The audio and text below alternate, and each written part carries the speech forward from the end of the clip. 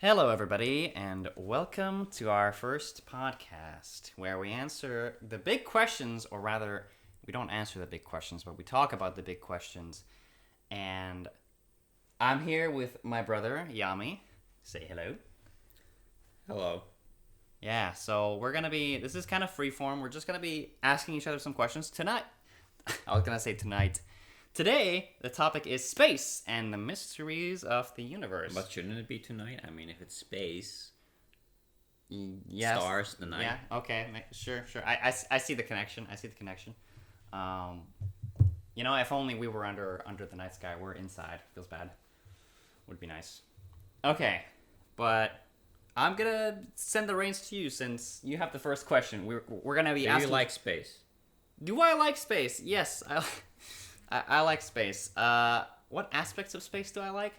I think that we just talked about how pretty stars are, but I think space is endlessly fascinating because black holes are cool. There's so many concepts like neutron stars and dark matter and dark energy and stuff that we don't know. Like, for example, the observable universe. We can only see so far out because it's so fucking humongous that it's just crazy. So, do you like space? What do you like about space? Well, as far as I see it, space is an infinite, vast void of nothingness. You're not Just like my life. You're not wrong. Oh. Into the self-deprecating humor. I love it. Yeah. That's what nice. I'm about. Nice. Yeah, I'm sure we will find that out even more the further we get into this. Okay, so, so Am I supposed to answer the question too? yeah, you probably should. You said yeah. I mean, yeah. I did answer it. Give me a little bit more in depth. Well, I mean, are we talking about space or what's in space? Because like space is just nothing. But there's a lot of things in space that could be I think when we're referring to space, we're talking about like the vast cosmos and stars and galaxies and how it all kind of fits together, like, and gravity and things like that. Well, I like Saturn. It has nice like rings. Those look kind of cool. Is Saturn your favorite planet in the Milky Way? I guess. Not Milky Way, Saturn. Well, I like the solar rings. system. You know, if a planet has rings, it's automatically 10 times cooler than any other planet. Okay. How can you beat a planet with rings? I respect that. That's cool. Yeah, I like Saturn. What's my favorite? You know, whenever I think of planets and I think of cool planets, I always think of Jupiter, because Jupiter's got that. I mean, Jupiter is so huge compared to all the other planets, but also Jupiter has that giant storm that's constantly on the surface of the planet. Well, you know, they can see say the eye of the storm is always the calmest. Well, So I want to go to the eye of the storm in Jupiter. yeah, that'd be sick. That'd be sick. Except it's probably just a hot ball of gas. I mean, it's what they say, at least. We'll You know. get like a hazmat. Probably not even suit. anything to just land on or stand on. It's Hazsuit. It's kind of Just take your astronaut suit and jump in. do nothing. Yeah. Okay, we would get annihilated. How cool would it be if we could actually explore the sun? Because that's basically just a hot ball of gas and burning plasma. They actually discovered that in the middle of Star Trek. What? Suddenly we're talking about Star. What? Well, I'm just saying, you know, we just gotta follow the example. They developed some kind of like radiation like shields, so we just gotta get that, and then we can safely traverse the sun. Nice. I wonder if the sun actually has like a surface, kind of, beneath all that plasma. Probably not. It's probably way too hot to be holding anything inside. Right. I guess it would just like be like more and more solid as it goes, but never like fully. Kind of like, yeah. Yeah, it's probably like dense gas because you know at the center there's a lot of like Okay, but- pressure from all over the sun. Yeah. So it's probably like a vast ocean. The closer you get, the deeper you get, the harder the pressure gets. Right. So you'll probably like even if you don't die from the heat and the radiation, which you would instantly from both things, you'll die just from being crushed by all the gas. Right. Like you won't even exist. I mean, this is not really a debate about whether you would get crushed or would not get crushed. I think we're just talking about like if you could survive, then what would you find? But probably just more plasma. But well, your eyes would probably be bright. Actually, you'd probably go blind. yeah. So there's another thing that I wanted to talk about. Black holes. I know that's kind of generic. You know, everyone talks about black holes. So we're going the opposite of suns now. Yeah, opposite suns. But well, you're still gonna get crushed if you go in them too. You know? Yes, I'm perfectly aware. But there was a certain concept that I wanted to get your take on. So neutron stars, basically, or rather, there are basically two things that a sun can turn into when it goes supernova. Either it fizzles out, or it turns into either a neutron star or it turns into a black hole. Right. So my theory was that black hole is basically it's probably inside it's just a neutron star, but it's just so heavy that the light can't escape. So inside it would be physically identical to a neutron star. What do you think about that? Accurate or stupid? Well, I was gonna go for a stupid answer, but I think you've already done it. What do you mean? What do you mean? What do you mean? Well, is it wrong? Am I wrong? Nothing can stay in any kind of composer of any kind under that mass. Yeah. I'm not even sure it is mass. Like, is there atoms inside there, or is it just energy? Well, neutron stars have I guess super intense gravity, and they're spinning insanely fast, basically. Mm-hmm. They're tiny little mass that's spinning super fast. But if it gets to too much point, then it's just gonna self-destruct. It's gonna implode. Maybe. I don't think they are holding any kind of composer inside of them. Right. I feel like they're just atoms, just kind of as close together as possible. Black holes are also kind of cool because I've heard stuff about quantum mechanics and things like that, of atoms popping in it or particles popping in and out of existence on the edges of black holes. I do wonder how dense it gets. I don't know how that works, but are the atoms actually touching? Well, I don't know. Do atoms even have physical form, or are they just energy? Of course. I mean, they're physics, probably, right? One would assume if you can bump them into each other in a hadron collider, then atoms. Well, I'm guessing that it just means that they're super close, but yeah, I guess that's what it is. Are you putting them so close? Are you putting them closer than a hydro or whatever collider is putting them? Yeah, I guess that is the question, isn't it? Because yeah. Okay, but let's move on from this topic. I have a question for you. Two questions in a row. Okay. Yeah. No. Listen. The previous question was a liftoff of do you like space? I was just talking about stuff I like. All right. All right. So okay. This doesn't count. Okay. Okay. So, have aliens visited Earth, and why or why not? What's your take? Well, I mean, there's Roswell, right? And there's all kinds of well, there's theories, right, about people say ancient Egypt. You guys seen those weird ass documentaries on the History Channel with the pyramids are landing spots? What weird ass? That's actually what happened. Oh yeah. What happened? Tell me about it. Well, okay. Have you ever thought how did the Egyptians build the pyramids? I don't know. How did they? Aliens. It's always the answer. But seriously though, do you think that aliens have visited Earth or not? No. Okay. Well, I mean, how could they? How far away did aliens were born? What planet? How many light years? Right. And you gotta imagine that a light year, the closest planet to us is I forget 10 light years away. Yeah. No, it was more than that. But basically really, really far. And you'd imagine did the aliens really travel that far? For that many years? 100 years? With their infinite energy just to get to us? Right. Or did they get light speed drives or something? I guess the idea would be that if they were able to travel between stars, then their technology would be so advanced that distance just becomes doesn't even matter, right? I mean there have been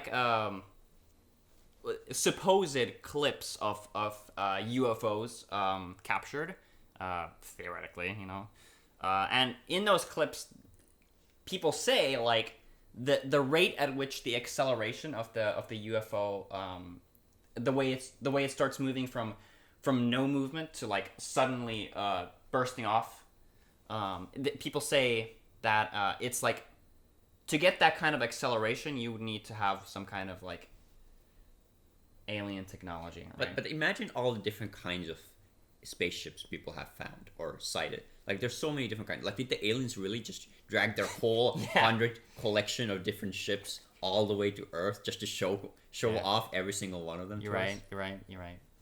So, But okay, I want to actually touch on this like very briefly.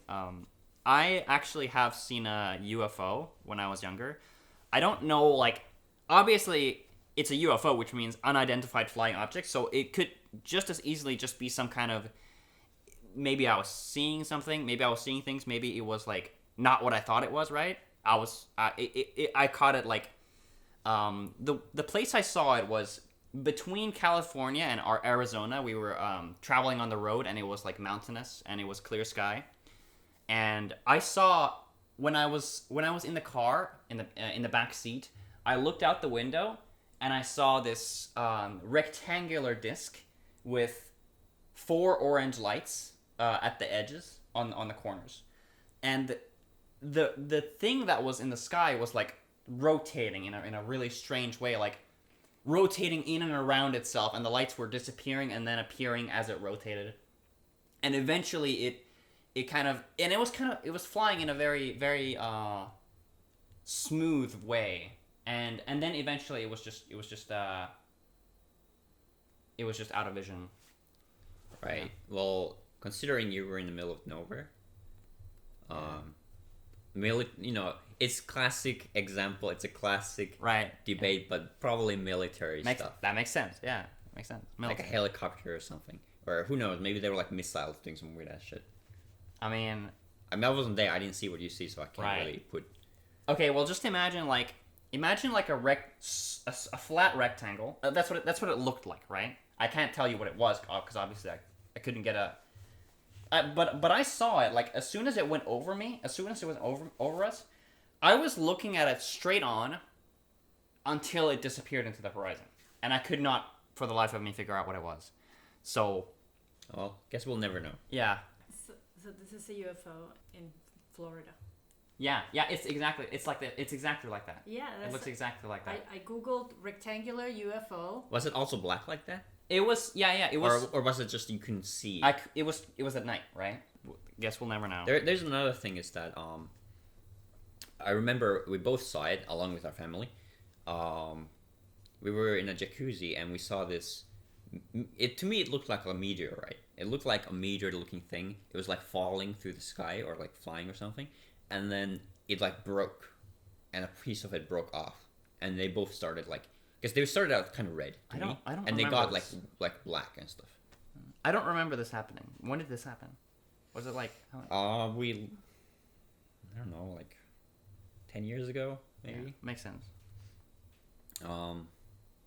So that was really weird. I mean, it could just be like you said, a meteor or like a comet or something. So that's not like a UFO sighting. It's more like, but it's really interesting. It's a cool thing in the sky for sure. Like was that like a satellite that fell off? You could say it's alien tech that fell off the sky. I mean, we were calling it a UFO, but I mean, like it's probably like a satellite or something. That would make sense. It looked like a meteor though, but I imagine a meteor would be a bigger deal. Right. I feel like satellites probably do fall sometimes. Yeah. Or who knows? Maybe satellites. I don't know.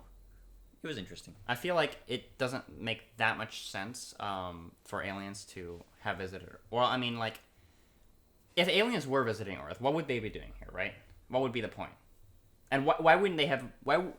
For one, why would we have not like found substantial evidence for their existence yet?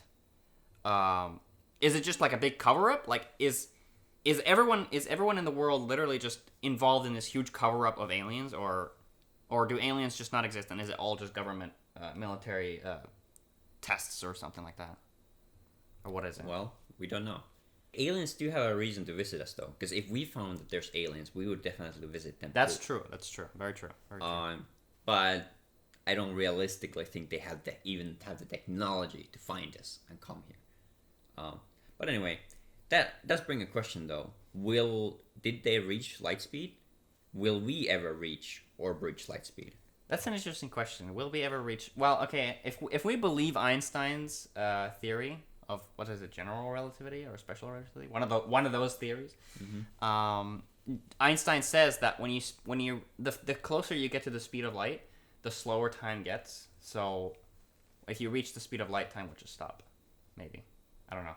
That's the theorem. But I guess also, if you reach the speed of light, Well, isn't it- you'd be going so fast that everything around you would just break down, right? If you were in a spaceship, the parts would just tear from the massive friction. Well, space is pretty void-like. It's pretty empty, but there are still particles hanging. You just have to have a good shield, and then the lack of particles will make it fairly traversable. Until, of course, you find some debris of like a meteorite, then it's gonna wreck your ship. I definitely. But other than that, Yeah, I like the idea of getting to light speed. I just don't see how we could ever get there, because it's just so insurmountable. In terms of just light in itself, light is theoretically nothing moves faster than light. and the reason getting to light speed is so hard is because when you use like a massive amount of energy and you say you get to half light speed, well, now you're going like, I don't know what the actual calculation is, but let's say you're going half slower. So now all the energy you're using is halved. So you're only managing to output half as much energy. So now you're going 75% speed, and now you're again trying to use the same amount of energy, but because of the slowing effect, you're technically only using 10%. So now you're going 80%, and then you're going 85, and then you're going not past that. Right. It gets worse and worse because you're going so much slower. So the energy calculations of the universe get, I don't know if they get less or if the calculation versus like effect is just less, but regardless. Yeah. Do you think we could ever get? I mean, obviously, it would be ridiculously difficult to get to light speed in general. But what about getting past light speed? Do you think we could ever get past light speed? And how would you do it? And what would happen if something went past light speed? Right. So is warp drive possible? Like, is there some mechanic of the universe that isn't about velocity? Because velocity might be hard. Velocity and Yeah, maybe there's a hard cap. pursuit, making energy to make that boost in momentum, but maybe we don't have to use that. Like, is there some workaround where we can move without having to use that mechanism? 'Cause Right. with that mechanism, it's not really possible. Right.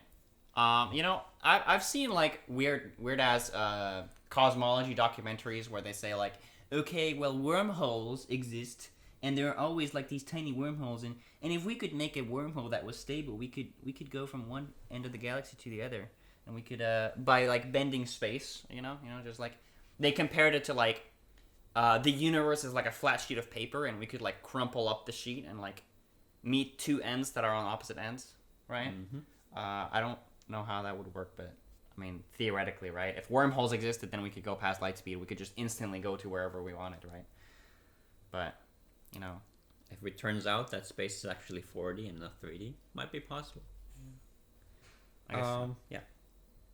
yeah, dimensions are weird, and it's like a mind fuck. Anyway, so I have a question. I have a question to move on to the next one. Do you think we will colonize another planet in our lifetime? Why or why not? A lot easier than getting to light speed.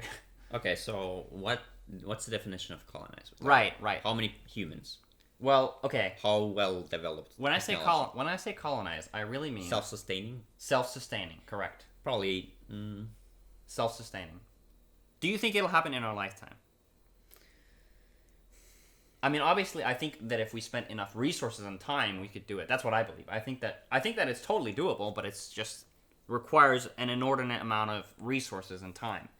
Well, but would our lifetimes be enough? I guess yes. I feel like if we're gonna go to Mars, which is something that we're already planning, if we're going to do that, we're just gonna do it full, like go all the way. Yeah, right. Makes sense. Not like super colonized, but like maybe like 10 people or something, like a research center, you could say. Mm-hmm. I do believe we're gonna get a research center in Mars where people can like live at extended periods of time. I guess it would be kind of boring to live on Mars. Right, I don't think we're gonna have like, well, maybe their families will come, And there'd be no internet. so scientists and their families, but I don't think past that there's gonna be anyone.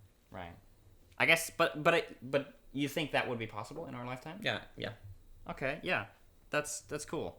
Yeah. I don't think we're gonna get to any other planets though in our fair. lifetime.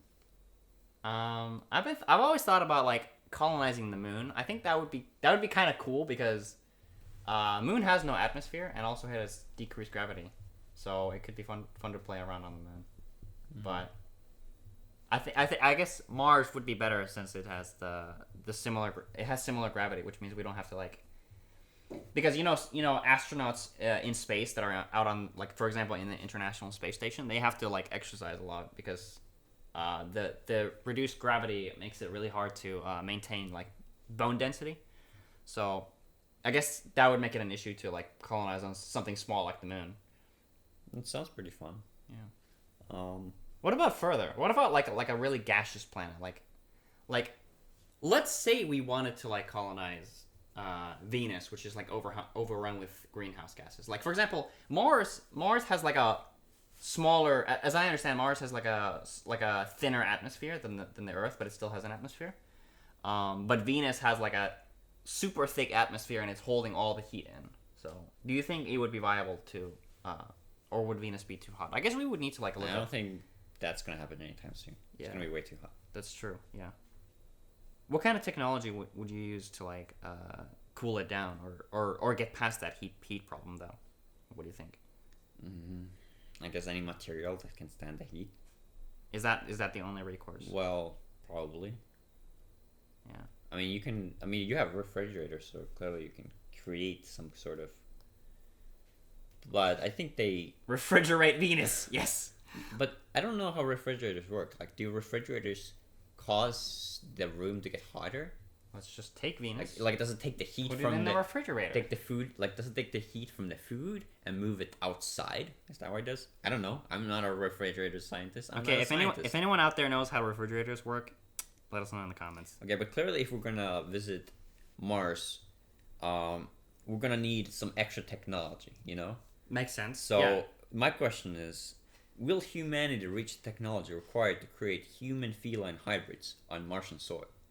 I mean, well, it's a difficult thing because human feline hybrids is something that is like people don't really care about it as much. Like it's just like a niche thing. It's obviously useful, right? No, but there's clearly been a recent outbreak of desire to create this technology. Yeah. Even Elon Musk has mentioned it, and he's the one that wants to go to Mars. So I think that there is definitely a path for human feline hybrids to coexist, but we have to get into this is like genetics, right? This is all about genetics. Okay, but think about 10 years back. We already created mice with human ears. Right. It's already happened. Now we just they were just kind of attached on, and they weren't really working. But now we just make functioning ears. Right. Functioning ears. On humans. Do you think that would feline DNA? Okay, here's my question: would the ears like replace the human ears, or would they like just be like on top, right?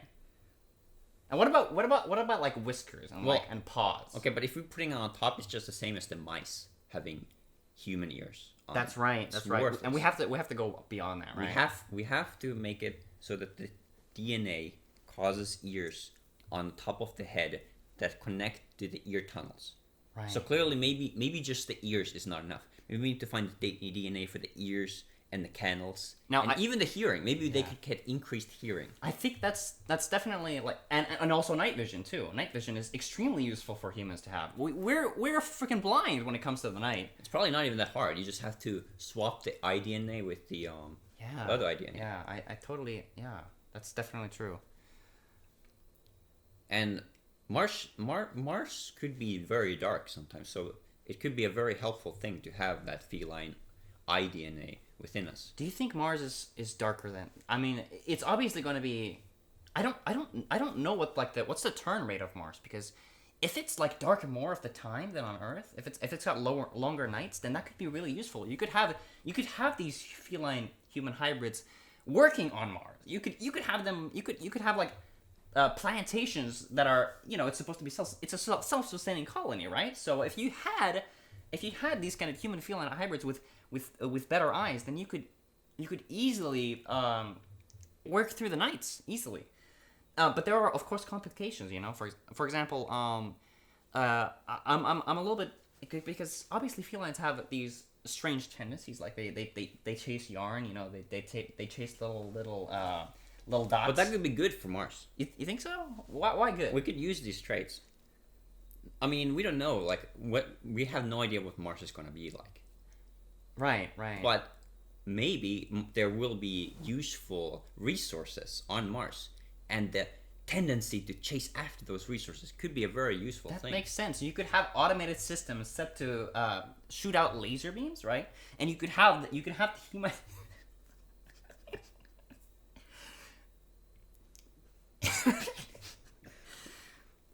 Hey, this is your idea. I don't know what you're talking about laser beams. But you're right. You're right. You could have the. I mean, lighthouses. You You could have an AI. You can. Sorry. lighthouses show the way. Listen. So lasers can show the way to the resources. You can have an AI set to like to lead the human feline hybrids to like different tasks, right? You could have them chase after into the next task, right? Mm-hmm. And then they're like, oh, I'm at the next task. Oh, right, of course. And then it's perfect. And then we give them some fish as a reward for Yeah. hard work. Yeah. You know, I think when I grow older, or not grow older, but you know, when it's achieved, I could go live out on Mars, and I could even marry one of those feline human hybrids. I think it would be a very interesting, a very interesting relationship. I like, and yeah. even marriage. It's a cool idea. Wow. I think and Elon Musk will be your best man. Or And- Elon Musk will be holding the Bible or some shit. And I think that's wedding. I think that's good also, because we need to reproduce these hybrids somehow. Makes So- sense. Makes so sense. what better way than to marry them and That- help the lineage? No, I'm totally with you there. I'm with you there. Yeah, we need some way to. So now that we've established human feline hybrids are definitely the future of Mars, and the future of meat. Of you, yes, of course. Right. What else is there to talk about? Yeah. It's I think all that that we've ever wanted, ever needed. you're right. We Where- need to colonize Mars, and that's how we do it. We need to. That is how we colonize Mars. We need to colonize Mars Make it happen. and marry cat girls. Well, when you put it like that. Okay. Last question. How do you think the universe will end? Because obviously there's different theories, right? Because the universe theoretically started with Big Bang. I'm gonna get my feline hybrid wife before then, though, right? Right, of course, right. But I mean, there's a lot of time between now and then, like millions, probably like trillions of years, trillions and trillions of years. Okay.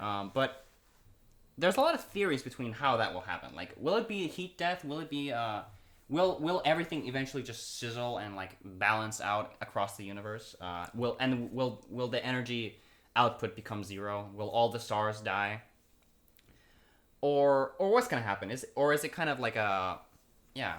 The What do you answer, think? I think the answer is yes, but the real question is, will it be dense enough? Will all of these atoms be dense enough to form a field of gravity? Because if it can form a field of gravity, then everything's going to go back together. Right. But right. can it form that field of gravity, or will the velocity of all these particles be too fast Right. I guess the and too sparse? right. So I guess the question then is, will gravity eventually overtake like all the matter in the universe and bring everything back together? I think that's the question. So either that happens or I mean, the velocity is going to be really high. So obviously things are going to be going way faster. They're going to be expanding.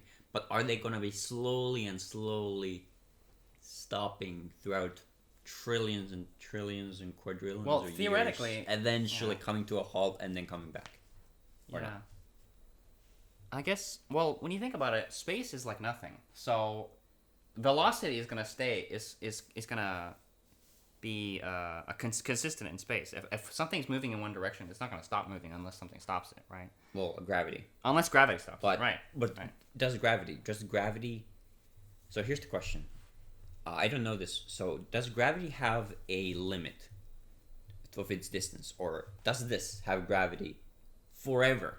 But it's just so tiny that it doesn't affect things. Obviously, it's going to affect things throughout trillions and trillions of years. Yeah. But does it have that range? Mm-hmm.